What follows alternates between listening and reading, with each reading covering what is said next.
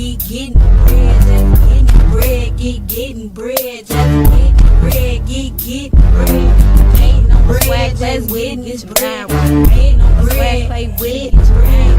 Getting bread, just witness bread. Ain't no bread, just getting bread. Ain't no swag, now get the bread. Change my twos to foes, refuse the no's. Lose a no? Get your mind right. The swag's insane, it might have sold ya.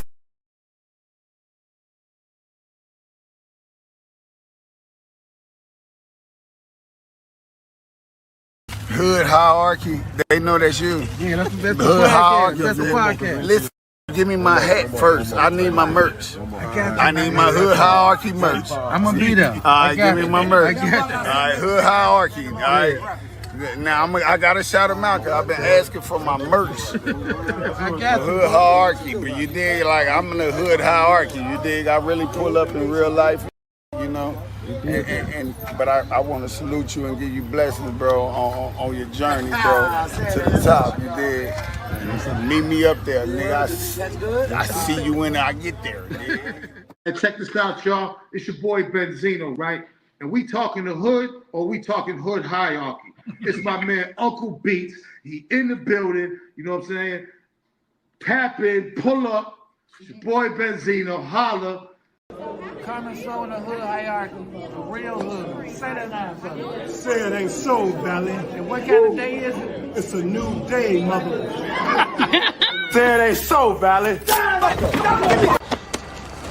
This money's yours. Hey Uncle Beats, it's Maya sending you a big congratulations on your 100th episode of Hood Hierarchy. Hey man, it's your boy Crunchy Black, man, and you are tuned in to Hood Hierarchy. It's Loskiano, Lowski, Low, whatever you want to call me. Like, share, comment, share. Once again, share, like, especially share so your people can see it. Let your people see it. Everybody see it. You know what I'm saying? I'm signing out Hood Hierarchy. My man, Leland Jones.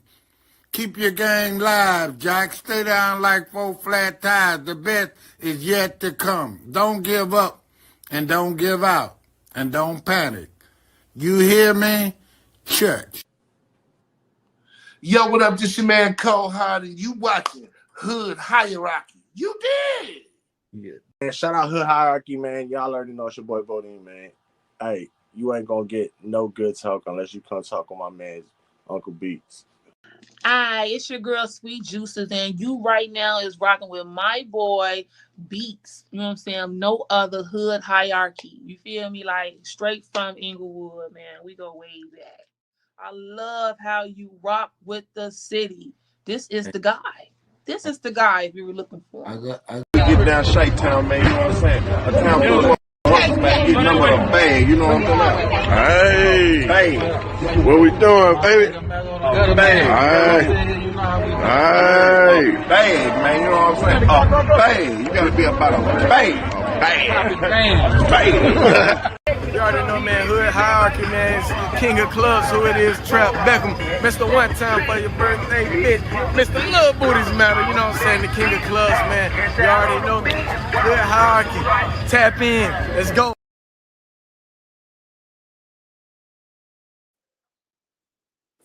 Hey, y'all know what it is. It's the one and only Uncle Beats, and it's like white lines on the corner like a stop sign.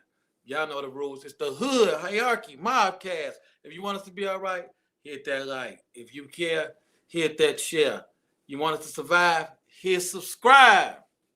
Want us at the trap, drop something on that Hood Hierarchy Cash App. This one is finna be legendary. It's going all the way down. Legends in the building. So y'all come on over. Check us out on YouTube. It's finna be big. Get in them comments. Drop your hood. Drop your city. Drop your state. This is finna be legendary. Very legendary. So y'all know it. I'm trying to let y'all in here so y'all can catch it from the beginning. I'm gonna bro, the intro, y'all got a minute. Hood Hierarchy. My bad. Every single episode, man, we gonna give them a little background. Sweet ghetto youth. I know how it feels because I've been through that 1,000 times. Lovely ghetto you, beautiful ghetto you, sweet We made so much doing that. I started taking that money, throwing the concerts. It's your boy, Project Pata. Hood hierarchy, man. You know what I'm saying? Hey, man, look, man, if it ain't in the hood, man, it ain't on here. Hey, this your boy Mario Cannon, man. And you rocking with Hood Hierarchy. You already know what's going down. Team Pretty P stand up. It's a wrap. Tune in.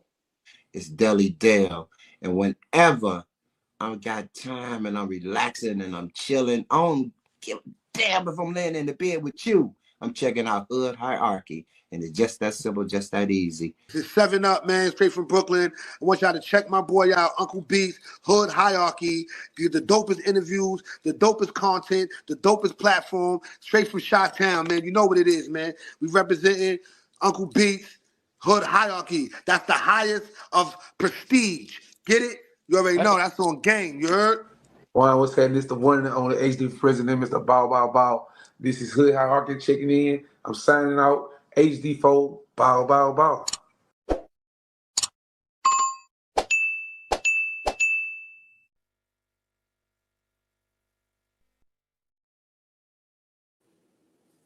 Okay. So I ain't gonna hold y'all up too much longer.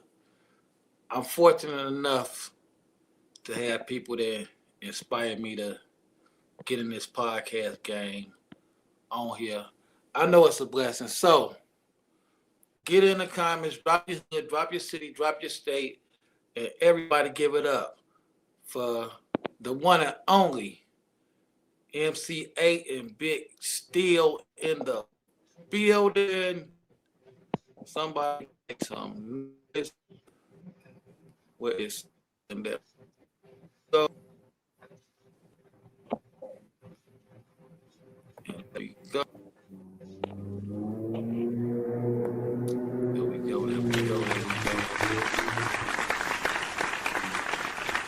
Hold on, I don't like that. Turn it down, hold on, I don't like that. Hold on, y'all. Beast, you got me looking like my head all small and stuff. What's happening?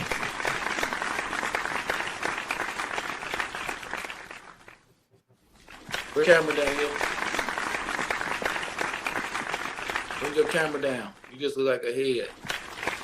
Hold on, man. Bring it down, son. Still. Bring it down. That better? There we go. Bring You yours got me down, applaud son. this. I feel like I'm on stage now. Everybody clapping. Got you a close-up, nigga. Yeah, got me a close-up of my big-ass face in the screen. There we go. You act like you ain't done this before, Steve. You on the intro, you on here. I'll see everybody in the comments. Finna go now. I got one of my favorite rappers in the world and two of my favorite podcasters in the world. I keep hearing clapping in the background. Down. You hearing that clapping? I keep hearing that applause. You still hearing the clap? Let me see. I don't. There you go. There you go. How you do that, man, with all them claps and stuff? I was like, damn. I appreciate. It's off now. I appreciate all the applause, though, for sure. Right. So before we get to going, right, I usually do like the trending topics, even though y'all are the trending topic, right? But I just want to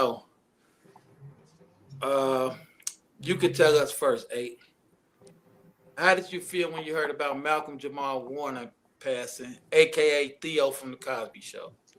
No, that was tragic, man, for us because that was part of the childhood. You know what I'm saying? I think everybody watched the Cosby Show at one point in time or the other, or heard about it, or saw advertisement or whatever it may be. But it was one of those shows that that me I watched, because it was a different part of life for me to see as a black kid growing up in Compton. You feel me? Um, I was a part of the neighborhood type of shit. So those type of families we didn't see too often growing up in the neighborhood. So it just showed reflections of what, could have been or whatever. So it was a good show that we grew up with. Like I said, as part of the youth. It's like watching Good Times or the Jeffersons or one of those black shows that even though it didn't show them though in those poverty situations. Usually that depicts us black people. You feel me? So it showed positive, and I'm sure that Bill expressed that when they was coming up with the show. He wanted to show black people in a positive light. So, it was tragic that my man passed away because, he was part of our youth. I don't give a fuck whether you was hustling, gang banging, whatever you was doing. If you was part of that era, you still, you knew about the Cosby Show. It made me say, I didn't realize until I got older. I said, man, I want my kids to be like the Cosbys and go to college and, not be with the street stuff. What about you, Steele? How did you feel when you found out about Malcom Jamal Warner? Well, like Ehit said, man, the Cosby family, man, was like Black America's family. I put them up there, man, with the Jeffersons, with my other boy JJ and them on Good Times. It's like people you kind of grew up with. When he passed away, it felt like you lost a cousin or something. It brought tears to my eyes. I thought that was pretty, I thought it was messed up the way he died. It was messed up. It was jacked up because he was a part of everybody's childhood, Yeah.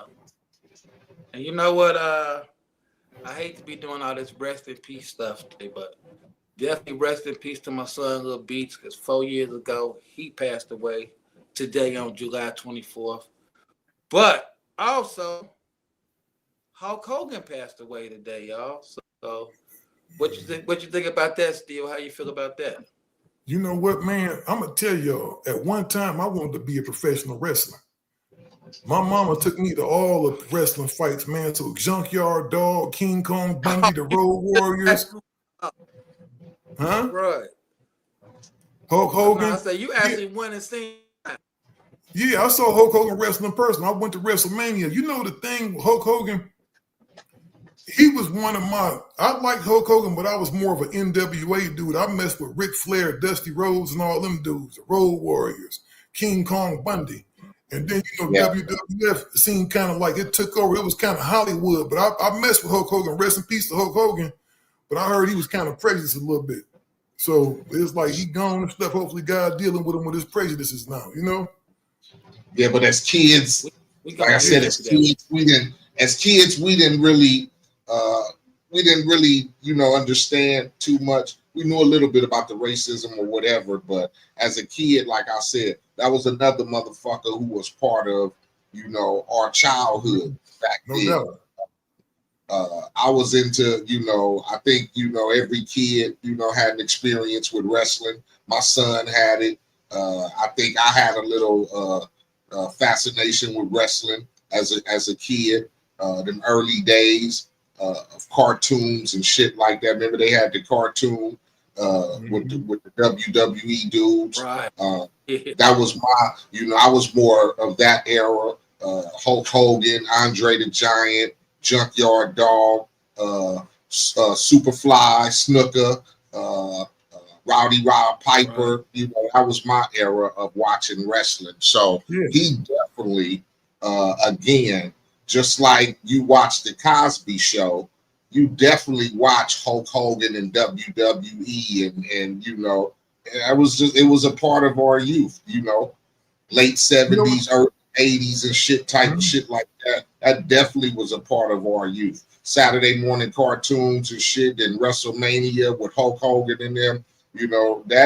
That's that kind of signified a little normalcy in life growing up. Even though what was going outside of the doors, outside of the house and off the porch and shit like that, that was some little normalcy when you had as a youth growing up. You know what I'm saying? Like eating a bowl of Captain Crunch cereal. Everybody watched it too. What you say? Everybody watched it too. It was something to talk about. Oh, definitely. Everybody watched it. It was something to talk about. You wasn't. Still going on though. You know it's It's still going on, but I don't pay attention to it like I did back in the day. I was gonna say the new pro wrestling is this stuff going on the internet. All these dudes huffing and puffing with their chest out. Yeah, seemed like I went up to about The Rock. I'm not gonna lie. After that, I think I couldn't watch it no more, man. It's just I couldn't understand it no more. It got too far away. But I got a question, 8. When rest in peace to Tiny Lester, aka Devo, aka Zeus. When he came out as Zeus, did y'all know he was from Compton? Oh yeah. Mm-hmm. Yeah, Tiny. Yeah, he represented Compton. You know, we knew before then. You know, when he came out as Zeus, Devo, you know, he wasn't afraid to let you know he was from the Hub City, and we took pride in that. You know what I'm saying? You know, we had a gang of motherfuckers representing the city that some people may not know about. Not just rappers and shit. We have a lot of motherfuckers sports affiliated and just great people who've come from Hub City. You know, so definitely we you know, Tiny represented. Mm-hmm. Tiny actually Steele, you said Hulk Hogan was a racist, right? That's what I heard. He was, man. I want to know, is it a difference between a racist and a bigot? And what I mean by bigot, what? I can't say he was racist because I didn't know Hulk Hogan personally. I can't say that. Maybe I was wrong for saying that. They said he was racist. I've heard some things about him, but I personally haven't heard him saying no things because he got kids and stuff, man. So rest in peace to Hulk Hogan. You know what I'm saying? Rest in peace to him first and foremost. I ain't about to go ahead and diss him, but like I said, he was a part of my childhood, but he wasn't necessarily my. I like Dusty Rhodes, man. I like Ric Flair. I like. You know, Ric Flair come out there with the woo and all that stuff. He was just so hard to me, you know what I'm saying? Now, you had your NWA. I was WWF, but you had your NWA people. So I understand. You had people. Yeah, I was more of an NWA dude, and I used to want to be a wrestler. I'm going to tell you, man, I used to put my brother and them to sleep. I used to choke my brothers out in the front yard, man. I used to bounce their ass. You know how they grab the dudes, man? What was the suplex? And they bounce them off the top rope, man, and go backwards. I'll bounce my brother off the fence, man, and be going back, man. I'll be DDTing fools in the front yard and everything else. Little brothers and little cousins were victims of that back in the day. So yeah, the clothes hanging, the Russian sickle. I used to give fools the Russian sickle. Unfortunately, I was the little brother though and the little cousin, so I was on the. Yeah, see, you would have been getting choked out them beats. You had to give it. It worked out later on in life, though, so I'm glad it was happening.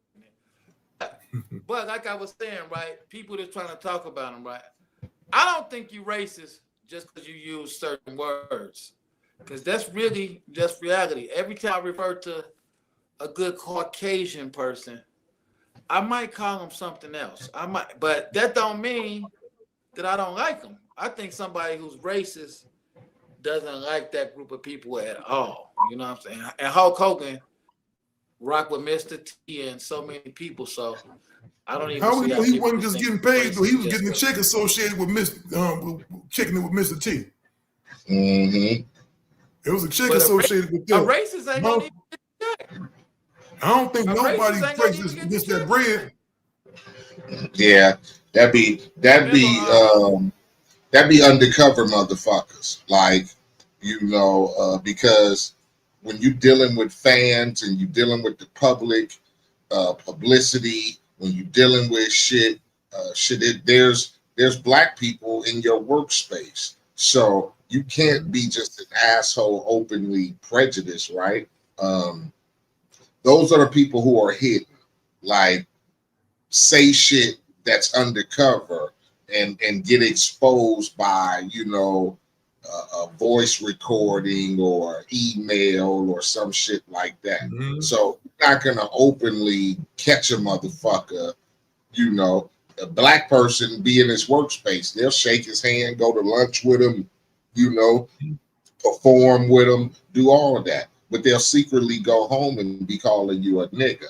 And you know, that's the type of hidden shit. Or they'll be talking to another coworker of the same, you know, race or whatever, and then they'll type some dumb shit. You know, like sort of like what happened with John Gruden. You get me? You know, slipping up in emails and shit and saying certain shit. That's how people get caught. Just like the dude who owned the Clippers, who had to sell Clippers. You get me? Talking to people who are secretly gonna expose you. So that's where the hidden racism is. But you know, there's motherfuckers who openly, blatantly, who will call you a nigga and say either, and they're just normal motherfuckers. You get? I'd rather, to be honest with you though, I'd rather deal with them motherfuckers. Black people. You heard me, Steele? Do you have black people? Do you have black people that's hitting racist the same way? Oh, well, you know what? I don't think a black, but let me explain this to you first before I say it. I don't think we can be racist, man. We done been through so much systemic shit in America, dog. I'm gonna tell you, man, America in itself is just racist, right? I'm gonna tell you this. Me coming from Cleveland, man, we have more out. If a dude was racist in Cleveland, you knew. He gonna call you a nigga. He gonna say whatever he gotta say to you, right? Out here in California, they may be like, oh, I have plenty of black friends who are behind your back, a fucking nigger behind your back. You know what I'm saying? So I think a whole bunch of these dudes walking around is racist and stuff, man. A lot of these dudes is prejudiced and stuff. It's all good though, man. But I'd rather have a dude that's openly racist. I ain't gotta mess with you. You ain't gotta mess with me. And we go on with our lives. You know what I'm saying? So have you had a black person be around white people that say they don't like white people though? Have I ever been around white folks that say they don't like white people? No, a black person that say they don't like white people. Well, usually if a black person, man, black people are the most loving people in the world. If we don't like somebody, it's because they don't did something to us. But black America has always been more peaceful and more becoming and, you know, of other races and stuff, right? It's rare that you go find a black prejudiced person. If you find a black prejudiced person, it's because they went through stuff. Like my mama, I wouldn't call her exactly prejudiced, but she went through a whole bunch of stuff in high school. She had a woman tell her, my mama had a 4.0, had a teacher tell her, well, college may not be in the cards for you. Maybe you need to look into being a maid or something. What kind of shit is that? Whatever teacher said that to her, I always tell her, mama, show me where she buried that so I can go take a dump on her grave. Oh, no. But that's what the times called for back then, man. That's what the times called back for back then. That's what I'm saying. So I think it's kind of hard to look at a black person as being prejudiced, man, because we've been through the most, man. We've been through the most, bro. We've been through the most. And now I'm going to say this right there. I love everybody. I'm not prejudiced at all. I don't have a prejudice bone in my body, but I don't mess with everybody either, though. Yeah, that's because, you know, we as black people, and I won't say myself personally, but, you know, people from my past or, you know, from my history, of course, you know, it's always going to be reflected as it's something that was done. You get me? Something that was done to your great grandmother or your uncles or people that are from your past history or down your family tree line. They had to go through a lot when it came to racism and being hung, being chased, being beat on. So it could be, you know, that's just passed down. You feel me? That's just like, you know, with the racism of some white people, like you said, like Steele said.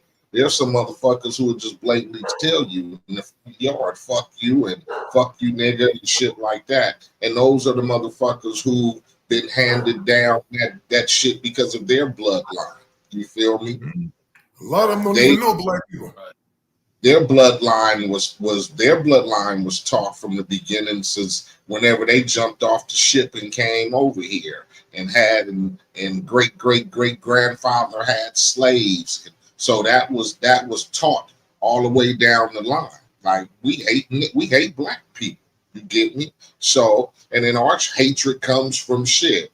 Niggas used to beat and chase on my great grandmama. Niggas hung my great uncle or somebody in your past or your family bloodline was fucked over, because we as black people know what happened and what went through as far as the Caucasian people are concerned. So as far as today, you get me? Do I know white people? Of course. Got white friends like a motherfucker. Shit, I coached the fucking Little League football team for 14 years. I had white kids, white parents, Mexican kids, Asian kids. You get me? So it would be dumb to be racist, as any person, if you ask me, because and especially when you have children and families and whatever like that, you have to cross paths with motherfuckers. Your kids' teachers ain't gonna all be black. Your son's teammates ain't gonna all be black. I mean, there's some situations where they end up like that, depending on the environment and the neighborhoods you live in. You get me? I don't know white kids go to school over here. It's all black kids go to school over. But you know what? You're gonna make me. But depending on the area,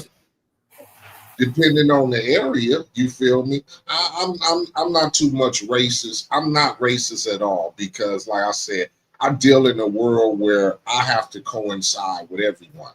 I have white fans. I got black fans. You get me? I deal with motherfuckers. I deal with label people who are white, who are black. I deal with motherfucking promoters and club owners who are white, who are black, who are Asian. Shit, I go overseas to Europe every year. You get me? I go tour Europe every 2 years. You think when I pull up in motherfucking Germany, or I pull up in fucking Oslo, or fucking it's a room full of motherfucking black girls twerking and niggas standing around, what up? Niggas a gang of motherfucking white people. You get me? It might be 1 or 2 black people in the audience, nigga, predominantly 95, 99% white people in the club. And all speaking foreign languages, but knowing every word to your song. When I go to Japan, ain't no motherfucking, ain't no niggas in the club when I go do a club show in Japan or a concert or whatever. All fucking Japan people, Asians. So it's hard. Like it's hard for you. It's hard to be racist, and even for you, like you said I'm racist. Well, that should but Dylan. Hey, nigga. Dylan in this world and Dylan in this podcast game and whatever. If you expect to excel up the ladder, you're gonna have to deal with some white people. Straight up. No, you're gonna have to deal I with like the white people. It's the nigga. I'm gonna tell you, man. I got white folks in my family. I got a little brother that's half white. My little brother is half white. I got a white stepmama. I love her like a motherfucker. Shout out Sue. I got half white cousins, so I got white folks in my family that I love, man. I don't really see color. It's the niggas. Just think. You're going to be honest, man. Be honest. You telling me when you got to call somebody for refund, customer service or something, and that other color, that color person, the same color as you pick up, you going to tell me they don't make it hard for you? Man, you know what? I'm going to tell you this. Now, this is what I had to separate a long time ago. I love black people, love black folks. I can't stand N-words, though. I can't stand niggas. Love black people, though. Hey, are you a black man? Hey, the black man. I love black people. I can't mess with niggas. Because niggas are always going to try to make it harder for other black people, dog. They make it hard on other black people. They make people look at us like we crazy as a whole. Whenever you see people, man, in the store, you ever see somebody in the store, they walking on the phone talking and just cussing and doing this and that, and there's a whole bunch of people around. I come from an era, man, if you was around a bunch of older people, you didn't do no whole bunch of cussing and stuff. You was respectful. You know what I'm saying? Now we got a whole generation full of niggas. They call themselves YN. You hear what they call themselves? The YNs, the young niggas. That's right. So I don't mess with no YNs. I don't mess with no ONs. I mess with black people. Well, you know, I mean, we've all come from the walks of life where we've dealt with, you know, we've been considered niggas at one point in time, you know, and we looked at that as being positive, especially when you're in the hood and in the streets, you know, niggas, you know, nigga, my nigga. You can decipher that a little bit still, you know, because there's some real niggas out here. Hey, address the elephant in the room. What you say? You one of the people that made it okay for us to call niggas.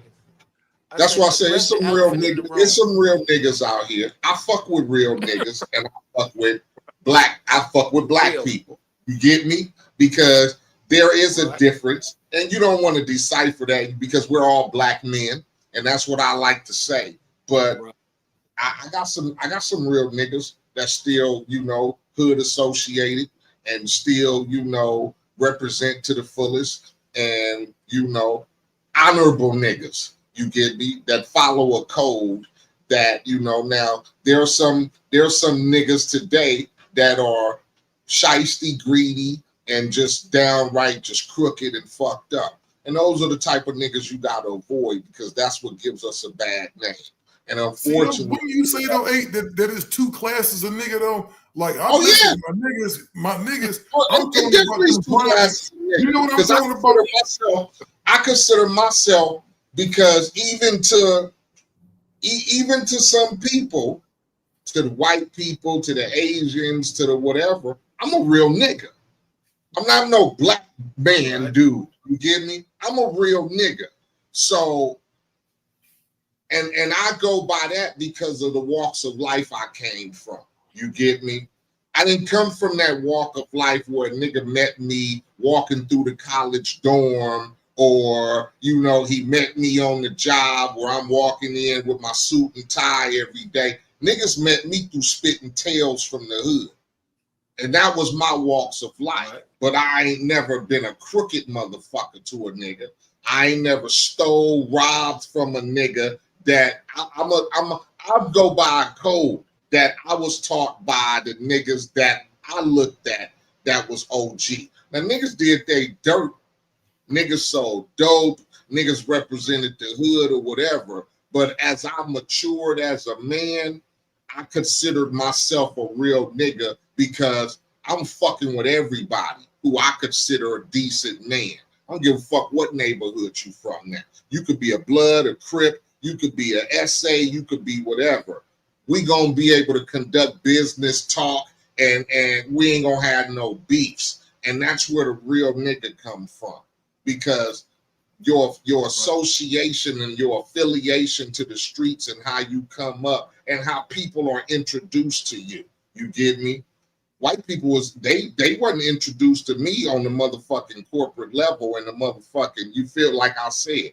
Niggas was introduced to me, nigga, khaki suits talking about Trag New in the days of the city and shit like that. So nigga had a rough upbringing, but I must, like I said, never jacked no nigga that was a, you know, real nigga. Never got into no situation to where we as real niggas couldn't work the situation out. And like I said, of course, growing up through those days of the 19s and 18s and 17s, of course, niggas wanted to be treacherous. You feel me? Because that's what you had to do representing the neighborhood. You had to be treacherous. You couldn't be no just regular black man trying to bang in the hood. niggas would take advantage of you and you probably wouldn't be around or whatever. You probably got ran up out the section or some shit. So, of course, we had those times. But like I said, there's a difference between a motherfucker like me. There's a difference between what I consider as a black man, and there's a difference between what I consider a real nigga. And we have those. And so, yeah, you have to watch out for the crooked niggas. You have to watch out for the, and I don't want to give all young niggas the bad rep, They got it, some of them got it because, of what happening, but some niggas we knew as young niggas had a harder walk than we had. You feel me? And those were the shooters. Those were the niggas that, like, damn, my nigga back locked up again. You get me? So I understand it. But it seems today it's a little unnecessary in some situations, especially dealing with the music side and how, all my young niggas right now wanna what we call back in the days banging on wax. You get me? Like all my young niggas like want to bang on wax today. You feel me? Everybody want to represent the hood. Everybody want to diss the next motherfucker coming up.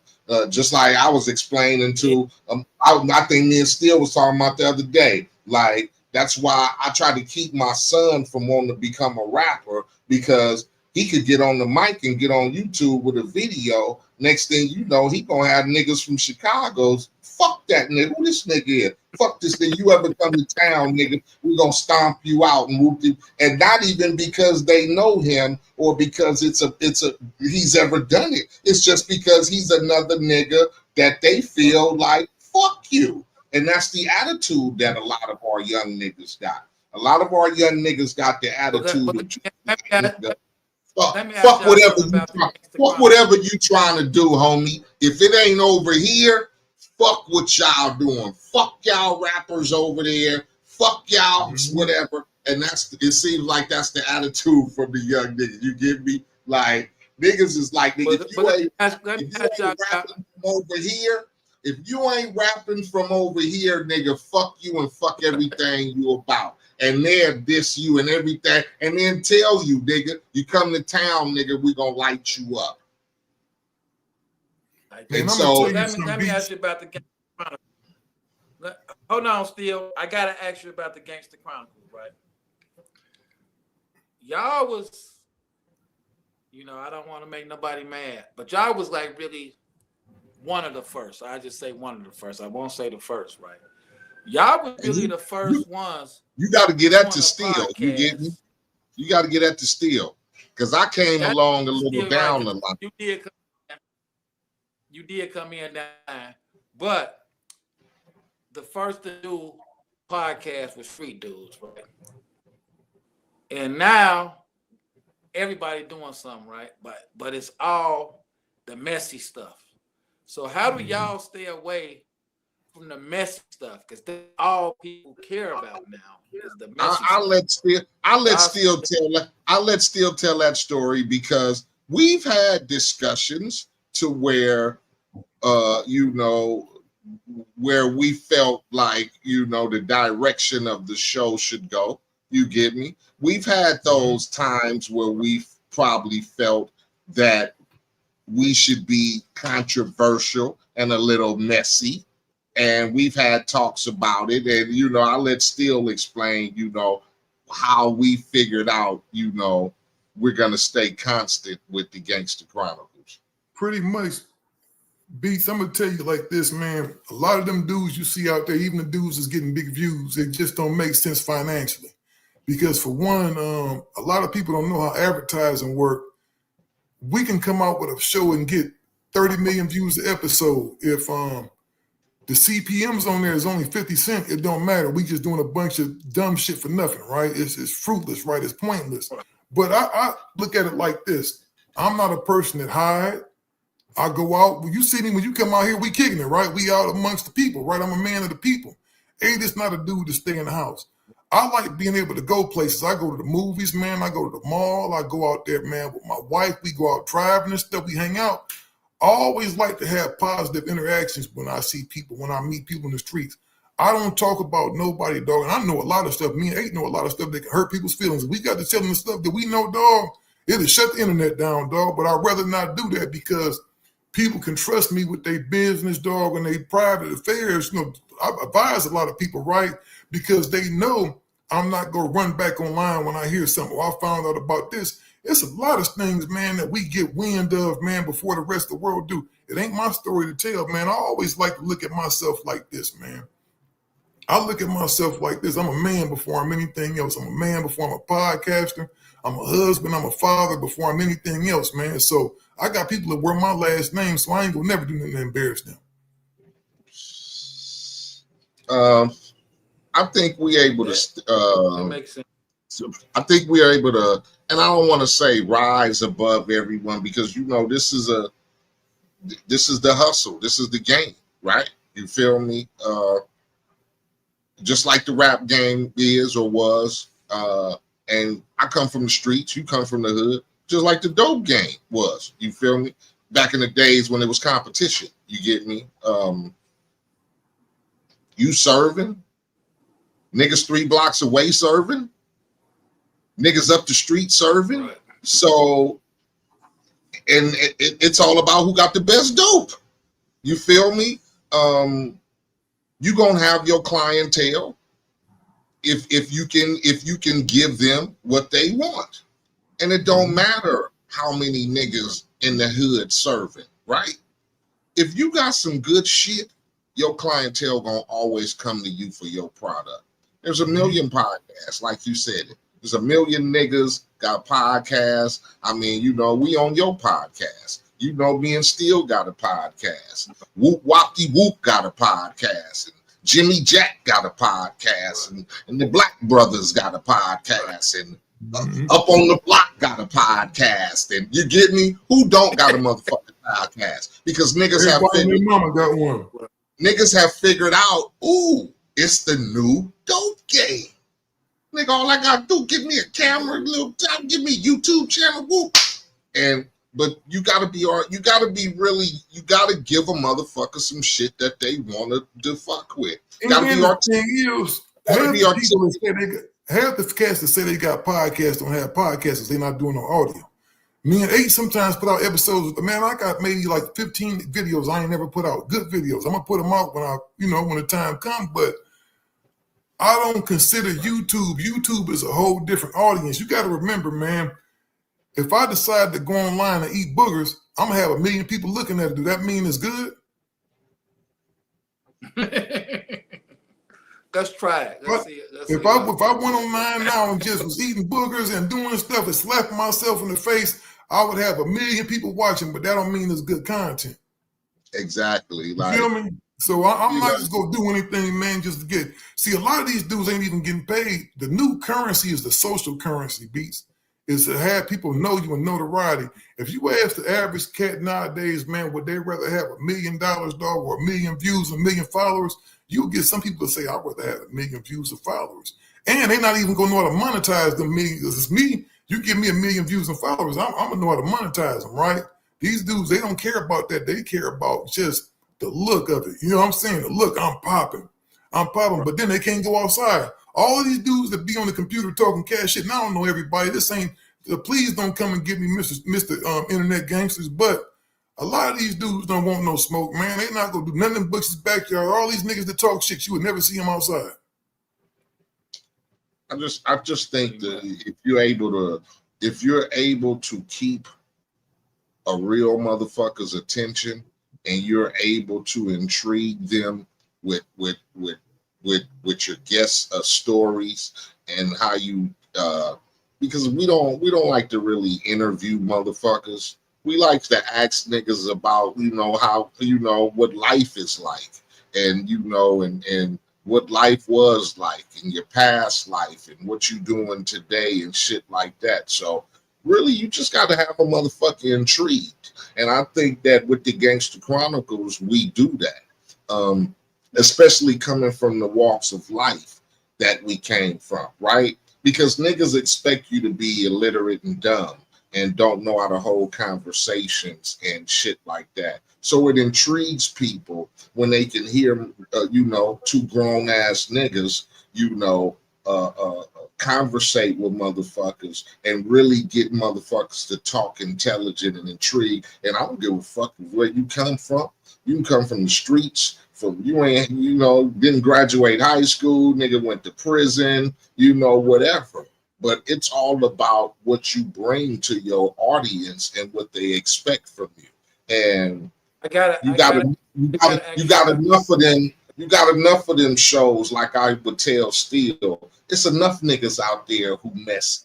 Let them be messy and have to worry about, like you said, nigga, I want to get in the car with my wife and go to the restaurant and be able to sit there. And when a nigga come up to me, he gonna come up to me like, oh, my nigga, I watch your show or I listen to your shit, man. Good shit. I don't want a nigga walking up to me talking about, man, what was that shit you was talking about the other night? Now I got my wife with me and shit like that. Now I'm in the, I don't want to live my life like that. And niggas think that's good content because it gives them numbers. But fuck that shit. Like, y'all can have that shit. What I'm gonna do is I'm gonna bring a nigga over here and I'm gonna make him feel. I gotta ask you about this one, right?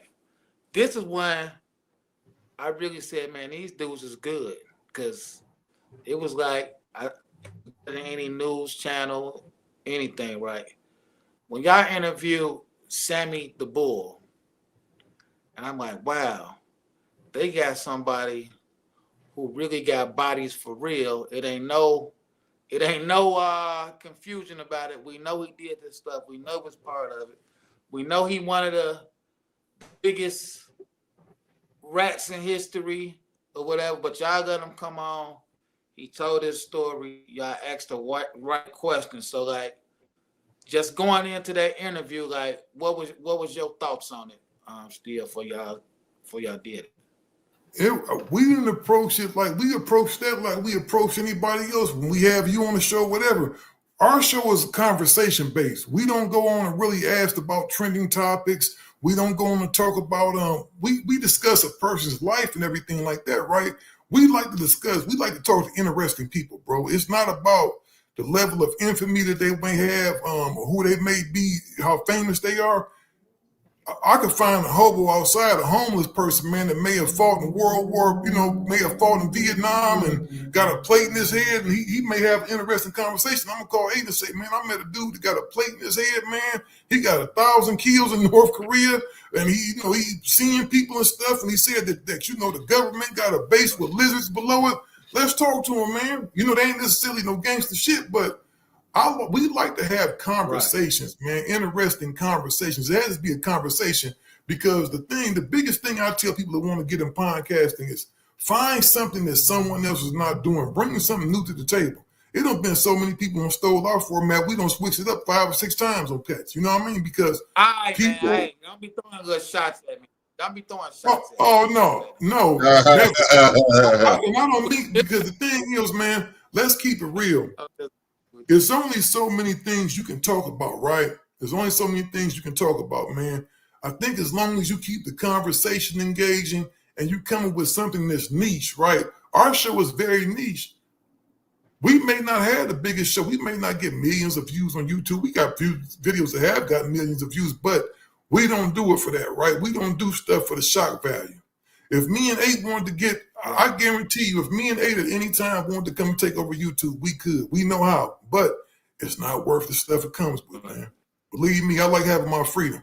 I go to the gym every night, bro. People come to me and give me that. They take pictures and they get on because I'm not nobody I'm not looking for salacious stuff in my life right now. I'm not looking for nothing exciting. And hell, Ehit don't have enough fandom in his life for the next 10, 15 niggas. We trying to just live our life, bro. Yeah, I like I said, it's enough. It's enough motherfuckers who push the trendy shit. You get me? And no disrespect to nobody podcast, but like I said, if you want to hear about Puffy, you can turn on Channel 7, or you could go to TMZ or whatever. You want to hear about the latest gossip or whatever, you could do. I look at our show like nigga, like when you pull up on your nigga and y'all sitting in the garage and y'all just start talking about real life shit, like the homie who went to prison, or nigga last night something happened, or whatever. We try to get people to just conversate about situations, all that trendy shit. Like, man, you can get that shit wherever you want, but if you want something exclusive, like I said, like, it's good when you got niggas who truck drivers and niggas who just regular motherfuckers who be like, man, I listened to your show last night, man. Good topic, good subject, good whatever. And that's what we try to bring. Like, shit, we not trying to be motherfucking channels. I'm finna give them an exclusive right now. And nobody can really do this because they wasn't there. I don't know if I asked you about this before, but I remember a time when, no doubt, you probably was the biggest rapper in the game, and you used to come to Chicago to the Save the Children's concerts, right? And I wonder if you remember this. The DOC came after he had his accident, and that was the first time he had been on a stage, and you bought out and he did his funky, and it just went funky enough and it went crazy. Do you remember that? Oh yeah, I tell everybody, Chicago was like my second home, man, for a minute. I used to come to Chicago all the time. Like, back in the days, we did a lot of concerts. I did a lot of shows. Man, I used to do concerts at the Taste, the Save the Children's. I used to do concerts for Larry Hoover and them, Shorty G and them, at the amphitheater all the time. I did a movie out there that never came out. Shout out to my peoples. So I was always in Chicago. Shout out to all my people, and man, shout out to my niggas, man. Y'all some real niggas, man, in Chi-Town. That's why I used to, every time, or when I make a record or I reference niggas in the record, I would reference Chi-Town niggas and shit, because like I said, that was one spot to where I felt at home, and it didn't matter. We roamed all over that motherfucker, me and the homies. We was always accepted. I don't give a fuck what block, what hood, what project. We got love from a lot of the OGs, in Chicago. I don't know about right now. The young niggas is on fire, but I think Chill stayed a couple of times. I used to leave chilling them out there. Like especially when I was out there filming the movie, I stayed out there for like 4 months, and I got Chill in them an apartment out there. And they used to stay out there. I stayed out there for like 3 months, but I used to fly home every other weekend. I used to want to go home, but they stayed there. Nigga, they never came home. Nigga, they was all through that motherfucker. Chill, Bam, and the homie, rest in peace, Bird. Nigga, they was all through that motherfucker. Niggas had they had an Astro van. The homies bought them an Astro van. Nigga, they was all over Chi-Town. I'm telling you, nigga, Chi-Town was like second home for us. Some niggas from Compton too. Nigga, we love that shit. That's just like strangers visiting New York or motherfucking LA for the first time. Oh, nigga, we love motherfucking Chicago. You couldn't have told us nothing. Cold and snowing with motherfucking packs in our with them heat packs in our boots and our motherfucking pockets, nigga. We love that motherfucker.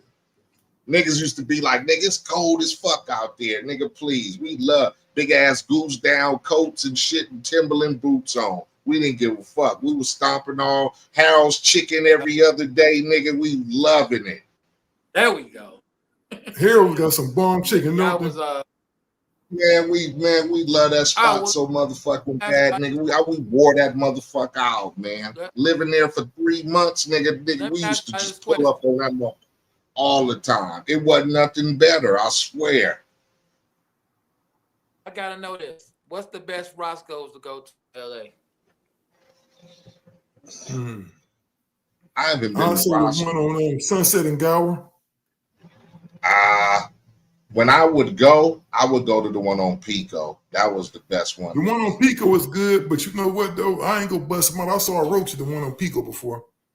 Well, shit, that was probably before. That was after my time because you know I was going there when we was Roaches on. make better. That used to be our meetup That spot, make the though. food better. That used to be our meetup Pico. spot. We used to always meet up at the Roscoe's on Pico, you know, and because Slip and them would be coming from Hawthorne and shit, and Unknown to be having meetings up at Sony and whatever. So that was one of our meetup spots there. Yep, Roscoe's on Pico. I only went to the one on Sunset and Gower if I had to go to motherfucking Hollywood for something. Well, you know what? The one on Pico did have good food, though. I was one of those niggas who really didn't venture out of Compton too much. I really didn't. So when it came to going places outside of Compton, you know, LA, Hollywood, Santa Monica, shit like that, I felt like out of place because everything to me was in Compton. Everything. I don't give a fuck. Everything you needed right there. The liquor, the weed, the food, the bitches, you know, fuck it. Everything was there. There was no reason to, you know, venture out of, you know, so we didn't. I didn't, you know, until, you know, I got of age, started rapping, and, you know, had to go to the studio, and that shit was in Hawthorne. And then once you sign your record deal, you finding yourself in Hollywood every other week and shit like that. I didn't like that shit. Like I said, I felt comfortable. That's why I didn't go places. Even before then, I was not a nigga who ventured outside of Compton at all. So every episode we ask people their favorite movie, right? And 95% of the time they say Menace to Society. So my guy Colenut been saying we gotta get MC8 on here. That's all people talk about. Menace to Society, Menace to Society.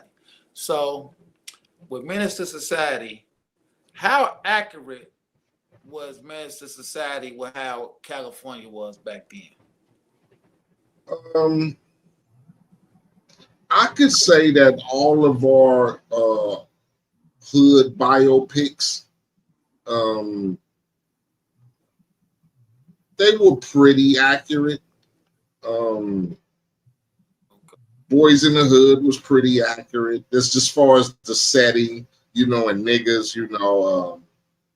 I don't know realistically how many niggas I knew in the hood who were going off to college and shit like that.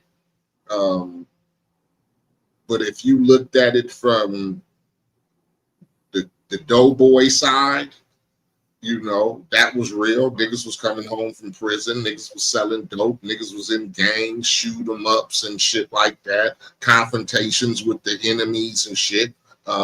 You know, niggas was getting shot. Family members, brothers, cousins. You know, that was realistic. As far as Menace, growing up in the projects was real. Grape Street is real.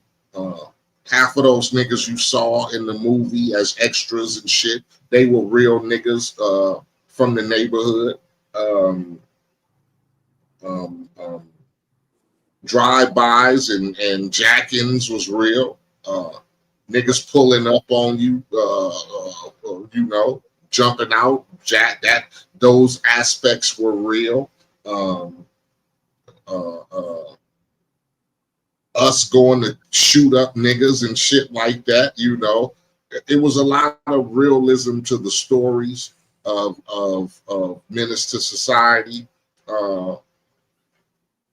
because it was sort of situations that you went through as a young man who had to grow up in those settings.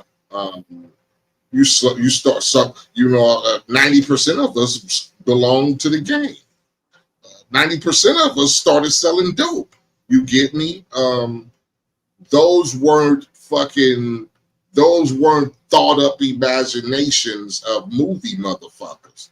Those were real life aspects of growing up in the neighborhood. You know, niggas getting shot. How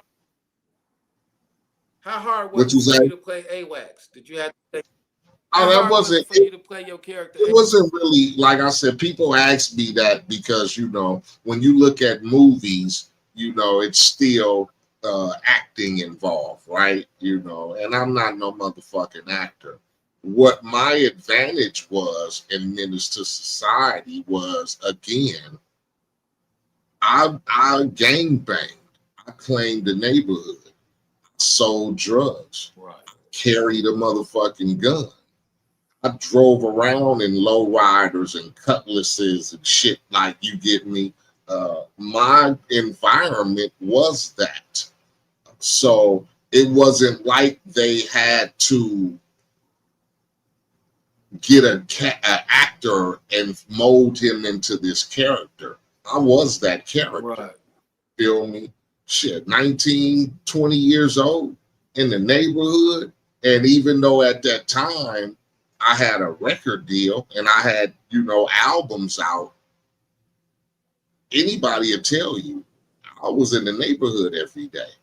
Nigga, I was sitting on 3 motherfucking albums, videos and tours and shit, you know, and Right On magazines and all that shit. And then you catch me in the neighborhood every day. You wouldn't catch me in Hollywood at the studio or having lunch at the Mondrian or, you know, sunset somewhere in my Lamborghini. Nigga, you caught me on motherfucking Taper or Barclay in a 6-tray lowrider. You feel me? Still hanging with niggas still hanging with niggas, with real niggas. You feel me? Let me tell you this. I used to see Ehit all the time in the mall.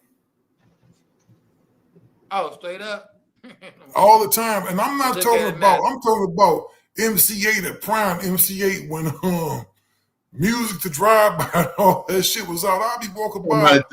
At the Greedy Mall, too. That was the Greedy Mall for us, the Lakewood Mall. You run into any niggas in there. That's what I'm saying. Ehit be in there just bailing with a sweatsuit on his head. And I'd be like, man, that's motherfucking MC8. But I was never the type of nigga to just go over and holler at niggas. I'd be like, that's MC8. I never felt. I mean, that was a part of my environment, my gang banging shit. You right? You get me? Because we did that shit as teenage niggas. We jump on a motherfucking bus or in one of the cars with the homies 5, 6 deep. And we go up to the mall and we walk around and we look for niggas and whatever, and we get into it. So my lifestyle didn't change a lot once I started rapping and making records and was in the prime of my career until niggas start telling me this isn't the place to be. You get me? Like, why you still pulling up over here? Like, nigga, you just did a movie last week. Why are you still pulling up over here? You get me? It's, you know, niggas is struggling over here, and you pulling up in $100,000 cars with fucking diamond Rolexes on and shit like that. You know, because I went through a phase at one point. You know, I went through. Why you didn't ever hook up with Easy though? I was supposed to write songs for Easy before he passed. Unfortunately, he passed before we could get that done. But one of my so-called managers, associates at the time, you know, they knew Easy, and you know, I knew Easy too. But you know, the business side of it, he came to me and said, Easy might want you to write a couple of songs. So I went into the studio and wrote about 3 songs, but it never got to him because by the time I finished them, he got sick, and unfortunately he passed. But I had a lot of interactions with Easy. Well, y'all seem like y'all came out like right behind NWA though. So like We came Countess Most Wanted. We came like maybe a year and a half right after NWA. NWA first came out with, with the 8-ball record, and then with Dope Man, and then they put out the Straight Outta Compton album. And then we at the time, a lot of people, we were young cats. We was in the We Want Easy video. That's how close we knew Easy. Chill knew Ren very good. So Ren would always invite us. Chill's even in the Easier Said Than Done video, when they walking through the park, you see Skinny Chill walking next to Ren. So we had an association with NWA, and then for the fact that our counterparts who we were dealing with, Unknown and Slip, they basically came from the same walks where Dre and Easy came from, dealing with Lonzo. They were all together at one point. So, that's how, when we started coming along as Compton's Most Wanted, we were accepted, and we were able to go to videos, and we were able to go to the private parties and the pool parties and all that shit, because, we were like the little brothers of NWA. And then, we were able to establish our own. And, I just took our music in a different direction, because we was openly, and not to be publicly with it, but we was openly banging. We was banging, me and Chill. We was dragged through park. We was like, so my stories were more grimy and gritty, because nigga, we wasn't in Hollywood. You get me? We still on the block. Easy and them was in Hollywood and driving motherfucking Benzes and Lambos and living in the big Hollywood hit. Nigga, I'm still living in the hood. I'm still living on the block. I'm sure that's why y'all music resonates so good with us in Chicago. Because even when we was making records, our lifestyle didn't change. That's why the music stayed gritty and neighborhood, because like I said, when Easy and them first came out, nigga, boom, success, right? The nigga had millions of dollars, like bingo. Nigga, shit, nigga, we put out a record, nigga. I'm going to mama house still in the hood. Nigga still shooting inside. Nigga, I still gotta go serve some weed. You feel me? Like, second record. Nigga, I'm still in the hood. So my tails are still the hood shit. Nigga, my tails ain't, butt naked bitches and champagne bottles and, nigga, my tails is, nigga, like last night the homie got killed. Nigga, yesterday, nigga, the police ran up over here, and nigga, the homie had, nigga, an ounce in his asshole, and they, nigga, pulled it out at the substation. My tails is still like what we going through every day. Your tails used to be so on point that sometimes me and my homie Snap was talking about this the other day. Sometimes we'd be like, damn, was this nigga with us? Like, how does he know? No, that's what I used to. That's why I tell Steele in them. I used to tell niggas, it don't matter that I was from Compton. We was all serving dope, right? We was all getting hunted by the police and had enemies and had beef with niggas and all that. So I don't give a fuck if you from Compton or Chicago or Texas or New York. Nigga, you going through the same shit we going through. You going through dope tails. You going through tails on your block, and you got to deal with the motherfucking one times. So let me talk that shit, because every nigga is going to go, oh, hell yeah, nigga, last night the popo, and then the niggas in Texas going to go, oh, goddamn, last night niggas came through here, and the homie Doodoo got shot. Yeah. And then niggas in Miami going to be like, damn, the one times kicked in the dough, nigga, and took all the dough. Ray went to jail. You get me? So with that, what you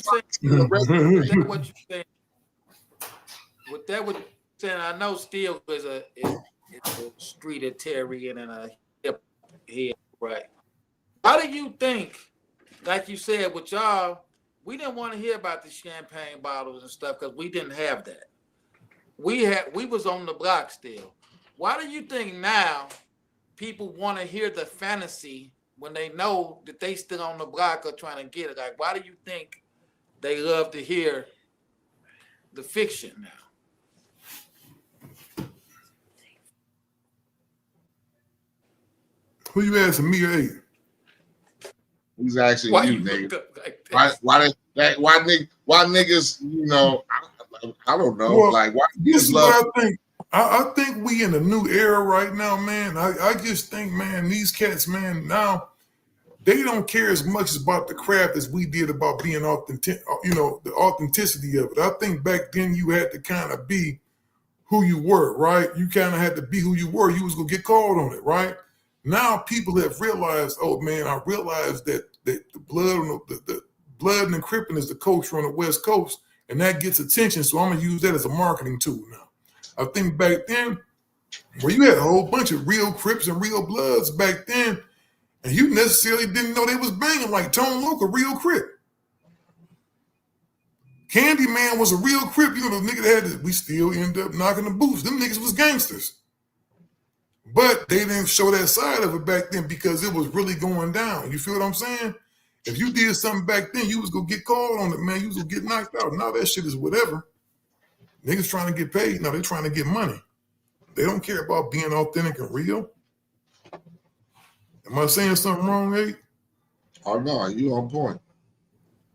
For sure, man. For sure.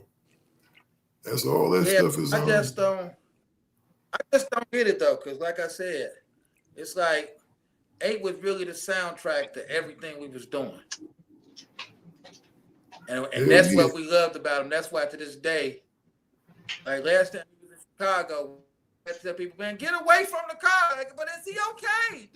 Like, no, we don't need. It's like he's a superhero to people for being able to because like it's like we know what you know what I've been through. That's like how people was with. It's just like it's just amazing that now people You always get people to tell you fake. that you able to you know, they went through some situation and my music basically really dealt and really resonated with a lot of, you know, dudes in our era and when we came up.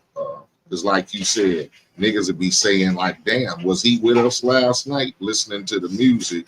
Nigga be describing shit. We went through that shit last night. So I think that for that being able to resonate with a lot of people and even females, you know, females who had niggas who was going through shit, or, you know, a lot of females was hustling back in our days and was on the same type of shit. So that's why I think I get love from, you know, a lot of old school cats, or even the youngsters now are starting to recognize the past work and what I've done, and being able to associate with the young generation, whether it's through the podcast or them taking a trip down memory lane, or you know, being able to fuck with the video games or the Kendrick shit, you know, just being able to be the same motherfucker for the last 30 years has really brought me a long way. And like I said, it might not be in other niggas' motherfucking criteria, but I always know that when it comes to certain niggas, you feel me? Yeah, it's always official. Yeah, man. I think this too, man. And before we go, I want to say this, right? And Beats, you go, and Beats, you might know, but then where Beats go, all I see is a spinning wheel. His feed been on and off all through the interview. This shit been like this on the. this like he on a robot or something. Beats, where you at, man? Beats, I'm gonna get you an internet box, dog. You can't come on there with that bootleg internet, dog. Yeah, we all good, dog. Shit. Yeah, I didn't even know. Yeah, I know I got to get up out of here. So shit, let's finish this out. Hey, one thing I'm gonna say, man, before we go is this. Yeah. If you ever notice, Ehit really resonates with people in the Midwest. Ehit ain't nothing but a Mississippi nigga that's from Compton, dog. Yeah, my family's from Mississippi. I was born and raised in Compton and shit, but my mom's and you know, all my heritage of people is from down south. Bread, getting bread, just getting bread, getting bread, just getting bread, getting bread. Ain't no bread, just witness bread. Ain't no bread.